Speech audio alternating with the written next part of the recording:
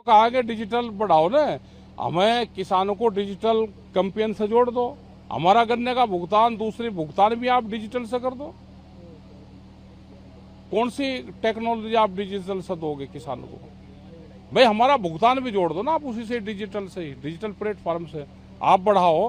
प्रधानमंत्री का pilot project है डिजिटल कैंपेन, आप बढ़ा दो। हमारा गन्ने का फसल तो एक साल में आती है, आ रही फसल 1-1.5 साल में, और भुगतान उसका होता है वो भी 12 महीने में, 8 महीने में। अभी कुछ फैक्ट्रियों का भुगतान जो गन्ने का है वो नवंबर दिसंबर का हुआ। कृषि और तो जुड़े सेक्टरों को 1.52 लाख रुपए का प्रावधान दिया गया, ये कारगर साबित हो कृषि? अब कृषि में बहुत से सेक्टर आएंगे, आप कौन से सेक्टर में कितना फंड दोगे? आप कल तो ये भी कहोगे कि पुलिस को हमने इतना फंड दे दिया, उसकी तनख्वाह दे रहे हैं हम। ये जो सेक्टरों में पैसे देने की बात करी, इसको डिफाइन करना पड़ेगा कि किस सेक्टर में कितना जा रहा है और वो कहाँ लग रहा है। आप भाव देने की बात नहीं करते, सारी बात करते हो भाई एमएसपी गारंटी कानून दे दो। आप ये तो कहो कि हम सब फसलें हम खरीद देंगे, उसका नुकसान होगा तो हम भरपाई सरकार करेगी, उसकी कुछ नहीं कर रही।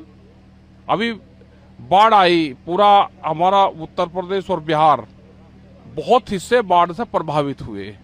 क्या उन किसानों को लाभ मिल रहा है?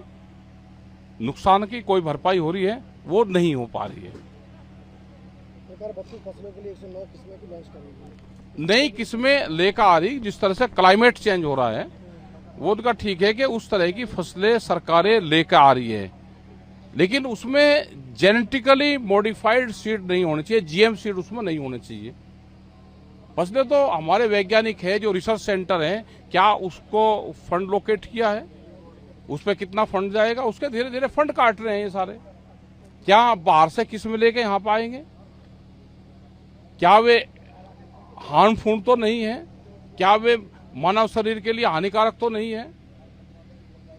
तो इन सब चीजों पे ध्यान हमको करना पड़ेगा।